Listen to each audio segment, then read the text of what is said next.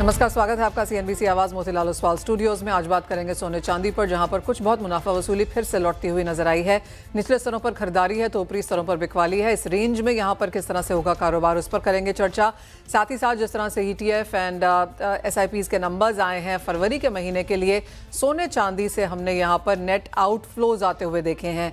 क्या है इसका रीज़न, इस पर भी होगी बात। साथ ही बात करेंगे यहाँ पर चीनी की, जहाँ पर अंतर्राष्ट्रीय बाजारों में कुछ बहुत सपोर्ट ज़रूर है, वो इसलिए क्योंकि कच्चे तेल में बढ़त है, लेकिन भारतीय बाजारों में यहाँ पर हल्की सी रिविजन है निचली तरफ यहाँ पर प्रोडक्शन के लिहाज से, और डिमांड में लेकर थोड़ी सी कमी भी है। इन सब पर बात करने के लिए हमारे साथ हैं निप्पॉन इंडिया म्यूचुअल फंड के fund manager Vikram Dhawan, Shri Renuka sugars के executive chairman Atul Chaturvedi, NSMC global securities से वंदना भारती। वंदना, आपसे पहले जानना चाहेंगे, जिस तरह के मूव्स हमने यहाँ पर सोने और चांदी में आते हुए देखे हैं, कैसे देखती हैं उनको और यहाँ से क्या करने की राय है? जी मनीषा, मुझे लग रहा है कि आज जो करेक्शंस यहाँ पे आ रहे हैं ये एक नॉर्मल करेक्शन है। यहाँ पे अब एक अपवर्ड मूव जो है वो देखने को मिल रही है, क्योंकि करेक्शंस यहाँ पे अदर काउंटर्स में आ रहे हैं। जैसे कि डॉलर इंडेक्स में हम लोगों ने एक सेफ हेवन बाइंग आता हुआ देखा था, एक क्रूड ऑयल में हम लोगों ने देखा था, ट्रेजरी थी यहाँ पे। अब वहां से आउटफ्लोज आ रहा है और मनी शिफ्ट हो रही है टुवर्ड्स बुलियन, और हम लोगों ने एक मेजर रेजिस्टेंस को यहाँ पे ब्रीच होते हुए देखा है। तो मुझे लग रहा है कि अभी जिस तरीके से डेटा भी यहाँ पे थोड़ा सा नेगेटिव एक्सपेक्टेड है, उस हिसाब से एक बार बाइंग फिर से इस जोन में आनी चाहिए। और करेक्शन पे मुझे लग रहा है कि एक बार फिर से जो बाइंग है वो रिटर्न आ सकती है। ऑप्शन डेटा को अगर हम यहाँ पे रेफर करें तो मुझे लग रहा है कि एक बार 5250 से लेके जो 5300 वाला जोन है इंटरनेशनल मार्केट में, वहां पे एक कॉल ऑप्शन में काफी सारी पोजीशंस यहाँ पे बनी है। इस हिसाब से अगर घरेलू बाजार को देखा जाए तो मुझे लग रहा है कि प्राइसेस अब यहाँ पे स्लोली एक बारी 1,65,000 से 1,68,000 के करीब जाना चाहिए। तो हल्की सी बढ़त यहाँ पर बनते हुए नजर आ सकती है। वंदना, साथ ही साथ अगर हम क्रूड ऑयल की बात करें, मंडे 25% की तेजी थी, कल 18% की गिरावट थी, अब आज यहाँ पर थोड़ी सी स्टेबिलिटी एशियन यूरोपियन मार्केट्स में देखने को मिली है। यहाँ पर क्या सेंस है? मुझे लग रहा है मनीषा, मुझे नॉर्मल यहाँ पे लौटते हुए मार्केट को देखना चाहिए, क्योंकि जो डिसरप्शंस हैं वो हैं। और एक चीज यहाँ पे है जो क्लैरिटी नहीं आ रही है कि शिपमेंट्स जो हैं ट्रांसपॉन्डर्स ऑफ है, तो कितनी शिपमेंट्स यहाँ पे एक्चुअल हो रही है, ये एक कंसर्न है मार्केट के लिए, जिसकी वजह से एक्चुअल डेटा नहीं पता चल पा रहा है। लेकिन डिसरप्शन अभी भी यहाँ पे है, और चाहे वो मतलब सऊदी अरेबिया हो, चाहे यहाँ पे कतर हो, मेरे ख्याल से यहाँ पे एक हायर जोन क्रूड ने बनाया हुआ है। अभी भी आउट ऑफ वुड हम नहीं है, कभी भी ट्रम्प का स्टेटमेंट पलट सकता है, ये मार्केट में सबसे बड़ी अनसर्टेनिटी है। तो एक बार मुझे लग रहा है कि प्राइसेस एक बार $84 के करीब आया है, लेकिन यहाँ पे थोड़ा सा सस्टेन करना चाहिए $80 के करीब। और जो अपसाइड है अभी भी इंटैक्ट रहेगा, $90 के करीब इंटैक्ट रहना चाहिए। तो पहले वाला रेंज हम आता हुआ शायद यहाँ पे ना देखे, कि पहले वाला वो 65-68 वाला रेंज, 80 से $90 मुझे लग रहा है। लेकिन हमारा बाजार डिकपल होके यहाँ पे ट्रेड हो रहा है। कल हम लोगों ने अच्छा खासा यहाँ पे गिरावट आते हुए देखी थी, जबकि बाहर के बाजार में नाइमेक्स में एक अपसाइड था। आज वो बिल्कुल रिवर्स ट्रेंड है, वहां के मार्केट में गिरावट है, हमारी मार्केट हल्का सा यहाँ पे एक अपसाइड बनाए हुए है। तो अपने बाजार के हिसाब से मुझे लगता है चलना चाहिए। तो नाइमेक्स में फॉल यहाँ पे रहेगा, लेकिन अपने बाजार में मुझे लग रहा है कि हल्की बाइंग हो सकती है, और लेवल्स यहाँ पे हो सकता है करीब करीब 8,000 से 8,200 का। तो जो रियल कंसर्न है एशियन इकोनॉमीज के लिए, वो यहाँ पे MCX यहाँ पे डिपिक्ट करता हुआ नजर आ रहा है। वंदना, इसका एक इम्पैक्ट हमने मेटल्स में भी आता हुआ देखा है। ऑफकोर्स मैन्युफैक्चरिंग को लेकर चिंताएं हैं, ग्लोबल इकोनॉमी स्लो डाउन को लेकर भी चिंताएं हैं, लेकिन उसके बाद भी एल्यूमिनियम ऑफकोर्स तेजी में है, एनर्जी इंटेंसिव मेटल है। साथ ही साथ 8 से 10% ग्लोबल एल्यूमिनियम यहाँ पर मिडल ईस्ट से आता है। तो एल्यूमिनियम एक ऐसी कमोडिटी है जहाँ पर लगातार आउट परफॉर्मेंस हमने आते हुए देखी है। आपको लगता है खरीदारी एल्यूमिनियम में अभी भी जारी है? जी मनीषा, अगर उस हफ्ते की भी बात ले तो जितनी भी इकोनॉमिक एक्टिविटीज को हर्ट होने, मतलब सेंटिमेंट्स यहाँ पे हर्ट हुए थे, सारे जो चार मेटल्स हैं बाकी सब में हम लोगों ने गिरावट देखा था, लेकिन एल्यूमिनियम में बहुत स्ट्रांग बाय आई थी। एक हल्का करेक्शन आया, फिर से यहाँ पे बाइंग रिटर्न आ रही है। और मुझे लग रहा है कि एक तो क्रूड का इम्पैक्ट वहां पे बहुत ज्यादा है, सप्लाई डिसरप्शंस यहाँ पे हुए हैं, वहां पे अटैक्स हुए हैं। तो मुझे लग रहा है कि फोर्स मेजर सब कुछ यहाँ पे है। और एल्यूमिनियम मुझे लग रहा है कि ग्रेजुअली यहाँ पे 350 से लेके 360 वाला जोन जाना चाहिए, और ये एक कमोडिटी है जो पूरे बेस मेटल काउंटर को आउट परफॉर्म करता हुआ नजर आएगा। और क्रूड ऑयल का जो एक हायर साइड है वो यहाँ पे मेजर इनपुट रहेगा, क्योंकि 40% यहाँ पे जो इनपुट कॉस्ट है एल्यूमिनियम का वो क्रूड से आता है। Oh well, absolutely. एल्यूमिनियम का हम यहाँ पर आपको प्राइस चार्ट भी लेकर आके दिखाएंगे क्योंकि लगातार तेजी यहाँ पर बनते हुए नजर आई है और ये उस तरह का मार्केट है जब बाकी एसेट क्लासेस में आज फिर से थोड़ी सी वीकनेस देखने को मिली है। निफ्टी 24,000 के नीचे फिर से फिसला है और हमने कुछ प्रेशर यहाँ पर बाकी मेटल्स में आता हुआ देखा है। तो एक क्रूड है जहाँ पर 4.5% की तेजी है और दूसरा एल्यूमिनियम है जहाँ पर 1.5% की तेजी के साथ फिलहाल कारोबार बनता हुआ नजर आया है। एल्यूमिनियम का चार्ट भी लेके आएंगे। अगर पिछला एक हफ्ता एक महीना आप देखें तो हमने एल्यूमिनियम को बाकी मेटल्स को यहाँ पर आउट परफॉर्म करते हुए देखा है। करीब करीब 7% की तेजी के साथ पिछले एक हफ्ते में एल्यूमिनियम में कारोबार होता हुआ नजर आया है। बहुत शुक्रिया वंदना साथ देने के लिए। वेल यहाँ पर चर्चा आप करेंगे सोने चांदी पर जहां पर ईटीएफ के नंबर्स में फरवरी में गिरावट देखने को मिली है। हमारे साथ विक्रम धवन जुड़ चुके हैं। विक्रम, आई रिमेंबर जब हमारी लास्ट टाइम भी बात हुई थी, जनवरी के जिस तरह के नंबर्स थे थोड़े से नॉट सस्टेनेबल थे। फेब में ऑफ कोर्स एक आउटफ्लो एंटिसिपेटेड था, लेकिन जिस तरह का आउटफ्लो हमने आता हुआ देखा है, जैसी रिडेम्पशन है, आप कैसे रीड कर रहे हैं उसे? थैंक यू मनीषा, अपने शो में इनवाइट करने के लिए। मनीषा जी, जैसे मैं ये समझता हूँ कि हम लोग एक्चुअली अगर गोल्ड के मंथली इनफ्लोज की बात कर रहे हैं तो इसका मतलब गोल्ड ईटीएफ जो है वो मेन स्ट्रीम हो चुका है। बिकॉज कई साल पहले, कुछ साल पहले आई थिंक हम शायद एनुअल इनफ्लोज की भी बात नहीं करते थे। ये जो उतार चढ़ाव है इनफ्लोज का, इससे एक बहुत ही क्लियर पैटर्न नजर में आता है कि अभी जो डोमिनेंट प्लेयर्स हैं ईटीएफ में, गोल्ड ईटीएफ में, सिल्वर ईटीएफ में, वो रिटेल है। ये रिटेल का एक बहुत ही अनमिस्टेकेबल फुटप्रिंट है। They are very price sensitive, they are also very driven by sentiment, और इसमें सीजनैलिटी भी होती है। तो ये सब चीजें हम देख रहे हैं। लेकिन अगेन मैं जैसे आपके शो में पहले भी कहता आया हूं कि ईटीएफ जो है, they are not adding any excess demand or flows or imports to the country. वो एक तरीके से आप कह सकते हैं रिसाइकलिंग हो रहा है। जो लोग फिजिकल मेटल में इन्वेस्ट करते थे वो कहीं ना कहीं ट्रांसफर हो रहे हैं ईटीएफ में, because of the liquidity and safety and everything, convenience etcetera.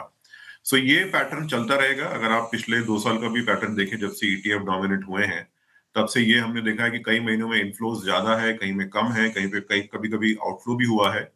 तो ये एक पैटर्न जो है आपको दिखता रहेगा, क्योंकि रिटेल प्लेयर्स जो हैं वो डोमिनेंट हो गए हैं इसमें। ओह वेल, एब्सोल्युटली। लेकिन फेब में जिस तरह का आउटफ्लो या रिडेम्पशन है विक्रम, उसे कैसे रीड करेंगे आप? आई गेट योर पॉइंट कि गोल्ड मेन स्ट्रीम है, रोजाना हर शो में इसकी बात की जा रही है, सभी लोग इसके बारे में बात कर रहे हैं, लेकिन फेब के नंबर्स क्या दर्शाते हैं? फेब के नंबर्स मुझे लगता है कि अगर आप देखें पिछले 3-4 साल में जो गोल्ड और सिल्वर की परफॉर्मेंस रही है, वो एक अनप्रेसिडेंटेड रही है। आई थिंक आपकी शो पे काफी गेस्ट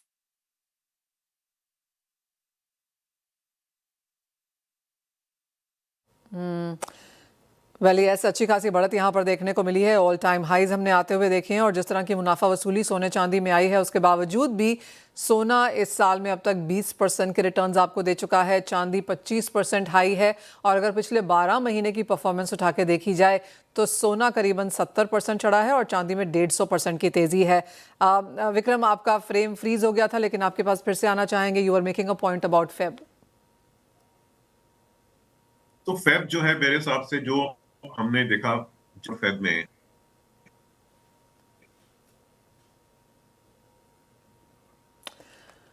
ऑलराइट, विक्रम को हम फोन लाइन पे ट्राई करने की कोशिश करेंगे। यहाँ पर एक ग्लिच है और सोने चांदी में जिस तरह से ईटीएफ में रिडेम्पशन आई है उसके बारे में उनसे बात भी करेंगे। लेकिन इन द मीन वाइल हम यहाँ पर चीनी की बात कर लेते हैं। श्री रेणुका शुगर्स के एग्जीक्यूटिव चेयरमैन अतुल चतुर्वेदी हमारे साथ हैं। अतुल जी नमस्कार। चीनी, एक तो सभी जो मेजर एसोसिएशन एजेंसीज हैं इंडिया में, सभी ने शुगर प्रोडक्शन में हल्की सी यहाँ पर रिवीजन की है ऑन द डाउन साइड। उसके कितने मायने हैं, एक तो ये, और दूसरा जो इंटरनेशनल मार्केट्स में इवन थोड़े से गेंस के बाद 5 साल के लोज के आसपास जिस तरह से चीनी के प्राइसेस हैं, उन्हें आप कैसे रीड करते हैं? देखिए, एसोसिएशंस की अगर जहां तक बात करते हैं तो when the season started sometime इन से सितंबर अक्टूबर में, उस समय इस्मा ने प्रेडिक्ट किया था कि जो 34 मिलियन टन से ज्यादा सुक्रोज का प्रोडक्शन होगा।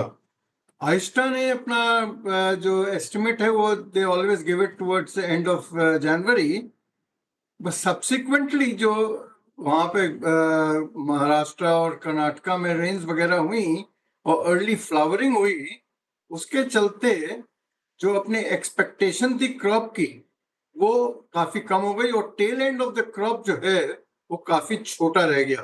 अभी आप समझिए महाराष्ट्र और कर्नाटका में प्रैक्टिकली सारे प्लांट्स बंद हो चुके हैं और ऑलमोस्ट 95 टू 100 डेज के ही दरमियान बंद हुए हैं, जो कि नॉर्मल कोर्स में 120 से 130 दिन हुआ चलते थे।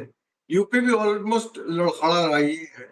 मेरा ये मानना है कि जो ओवरऑल प्रोडक्शन है तो आइस्टा ने अपना रिवाइज किया है एट 28.3 मिलियन टन और देयर अबाउट। मैं समझता हूँ शुगर का इस साल का प्रोडक्शन मोर और लेस उसी रेंज में रहने वाला है, गिव और टेक 1 लाख 2 लाख इधर या उधर।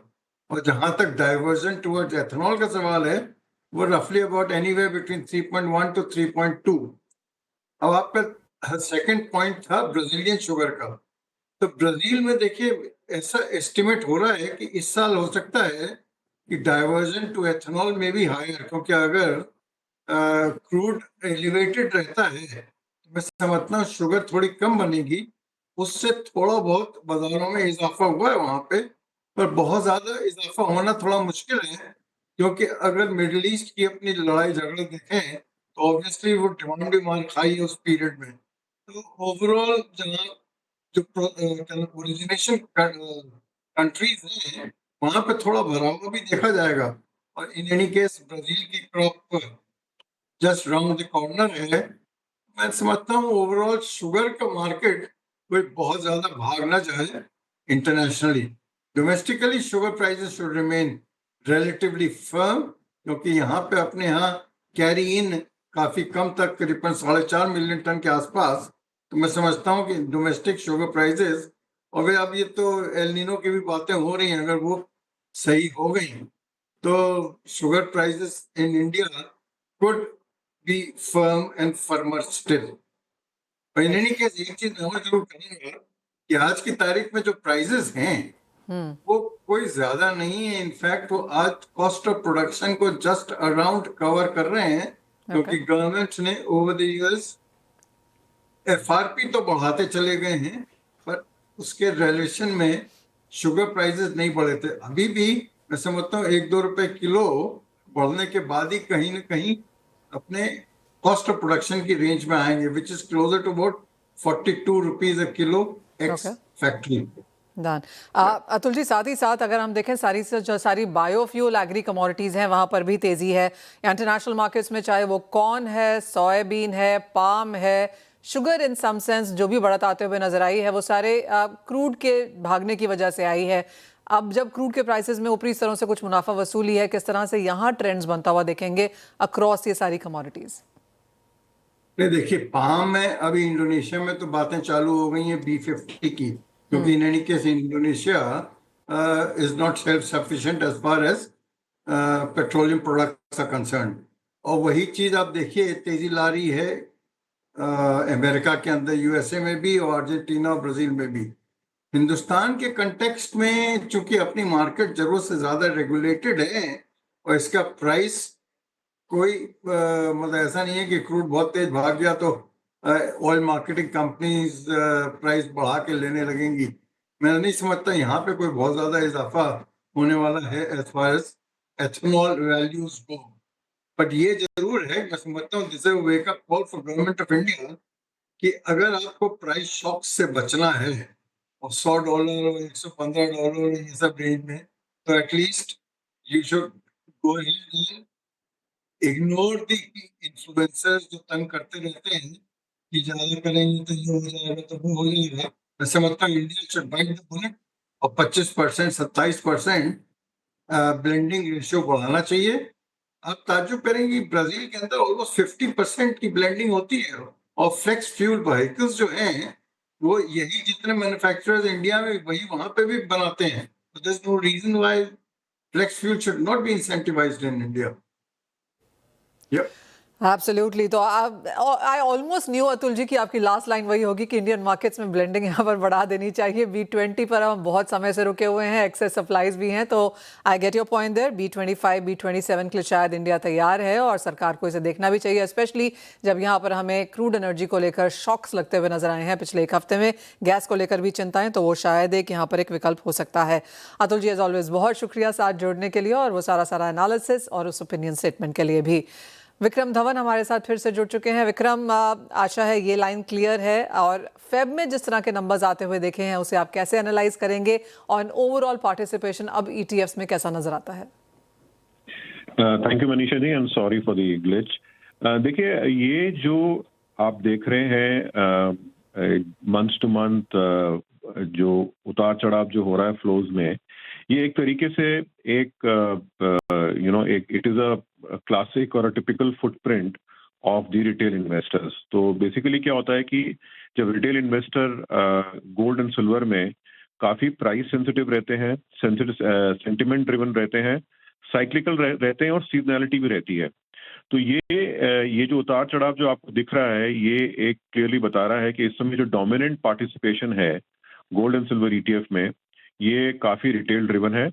और ये सिर्फ इंडियन मार्केट का फिनोमेना नहीं है, ये ग्लोबली है, क्योंकि जो गोल्ड ETF या सिल्वर ETF है, ये कोई नई डिमांड क्रिएट नहीं करते हैं मेटल की। और इनफैक्ट जिस मार्केट्स में गोल्ड ETF और सिल्वर ETF डोमिनेंट है, वहाँ पे फिजिकल डिमांड एक्चुअली या तो कम हो जाती है या टेपर ऑफ हो जाती है। तो ये एक ट्रेंड है जो कि काफी हेल्दी है मार्केट के लिए, कि कहीं ना कहीं लोग जो हैं वो फिजिकल मेटल से हट के ETF की तरफ आ रहे हैं, which is a very good development for the not only the mutual fund industry but for the country also. Fair point that. बहुत शुक्रिया विक्रम साथ जुड़ने के लिए और वो समझाने के लिए भी। सो एब्सोल्युटली, जैसे विक्रम ने कहा कि गोल्ड सिल्वर ETF सब एक मेन स्ट्रीम है, हम रोजाना और month on month in numbers को अब यहाँ पर वॉच कर रहे हैं। और जैसे उन्होंने कहा कि रिटेल पार्टिसिपेशन बहुत ज़्यादा है, तो उन्हें मुनाफा होगा तो मुनाफा घर भी लेके जाएंगे, और जब अपॉर्चुनिटी होगी तो खरीदेंगे भी, और वो एग्जैक्टली हम यहाँ पर नंबर्स में आता हुआ देख भी रहे हैं। बॉन्ड स्ट्रीट में आपका स्वागत है। वेल, इंटरनेशनल मार्केट्स में थोड़ा सा सपोर्ट है, कच्चे तेल में थोड़ी सी ईजिंग है, जिसका कुछ फ़ायदा हमने बॉन्ड मार्केट्स में आता हुआ देखा। साथ ही साथ RBI की जिस तरह की रिपोर्ट है, 17 राज्यों ने यहाँ पर 4,700 करोड़ रुपए तक जुटाए हैं मंगलवार को, जो यहाँ पर इशुएंसेस थी उसके थ्रू। ये तो पब्लिक बात हुई, लेकिन अगर प्राइवेट कॉर्पोरेट्स की बात भी की जाए तो ये लिस्ट यहाँ पर लंबी होती हुई नजर आई है। हमने कल भी आपको बताया था कि कौन सी कंपनीज इस हफ्ते यहाँ पर नए इशुएंसेस लेकर आ रहे हैं, और उसी लिस्ट में कुछ और भी नाम यहाँ पर शामिल हुए हैं। ताबिर कंस्ट्रक्शंस यहाँ पर 250 करोड़ के लिए 4 साल का बॉन्ड्स लेकर आ रही है। HDB फाइनेंशियल्स की अगर बात की जाए तो यहाँ पर 300 करोड़ 2021 के मैच्योरिटी वाले बॉन्ड्स ये लेकर आ रही है। कैनरा HSBC लाइफ भी यहाँ पर बाजार में है, 250 करोड़ रुपए जुटाने की उम्मीद में 10 साल का बॉन्ड्स मैच्योरिटी के हिसाब से ये भी लेकर आ रहे हैं। इसी के साथ NIF इंफ्रास्ट्रक्चर 1000 करोड़ जुटाना चाहते हैं। सिटी कॉर्प फाइनेंस भी 1000 करोड़ के लिए बाजार में है। भारतीय टेलीकॉम की बात की जाए तो 4500 करोड़ की इशुएंसेस ये कंपनी भी इस हफ्ते में यहाँ पर लेकर आ रही है। मार्केट का साइज अगर देखा जाए तो वो हमने यहाँ पर लगातार बढ़ता हुआ देखा है। जो लेटेस्ट डेटा आया है उसके हिसाब से जनवरी 2026 में यहाँ पर 58.2 लाख करोड़ की इशुएंसेस आए थे, जहाँ पर दिसंबर की बात की जाए तो 58.02 ये आंकड़ा था। तो month on month, quarter on quarter, year on year भी हमने यहाँ पर बॉन्ड नंबर्स बढ़ते हुए देखे हैं। अब तक FY26 में अगर ओवरऑल इशू करोड़ देखा जाए यहाँ पर, तो पब्लिक इश्यूज यहाँ पर 8,000 है, जबकि टोटल यहाँ पर 738,000 लाख करोड़ है। तो इसका मतलब है कि जो ओवरऑल पब्लिक इश्यूज हैं वो एक तो साइज में छोटे हैं, जस्ट अबाउट 1.5%, और 35 इशुएंसेस के द्वारा भी सिर्फ 8,600 ही यहाँ पर बनता हुआ नजर आया। तो प्राइवेट इशुएंसेस यहाँ पर अब बढ़ती हुई नजर आई हैं। तो वो आंकड़ा ऑफकोर्स यहाँ पर काफ़ी सपोर्टिव और वेरी वेरी इंटरेस्टिंग है। साथ ही अगर सेबी की बात की जाए तो सेबी हर तरफ हर इवेंट में यहाँ पर बात करते हुए नजर आए हैं कि किस तरह से डेट मार्केट्स भारत की ग्रोथ के लिए यहाँ पर काफ़ी इंपॉर्टेंट हैं। सेबी का बॉन्ड मार्केट्स पर यहाँ पर फोकस भी बढ़ा है और बाजार में निवेशकों की संख्या बढ़ाने पर यहाँ पर जोर है। काफ़ी हद तक सेबी ने इंसेंटिव्स देने की बात की है महिला निवेशकों के लिए, और सीनियर सिटीजन्स के लिए भी यहाँ पर प्रोत्साहन की योजनाएं एज ऑफ नाउ बनती हुई दिखाई दे रही हैं। CNBC Awaaz and India Bonds present Bond Street.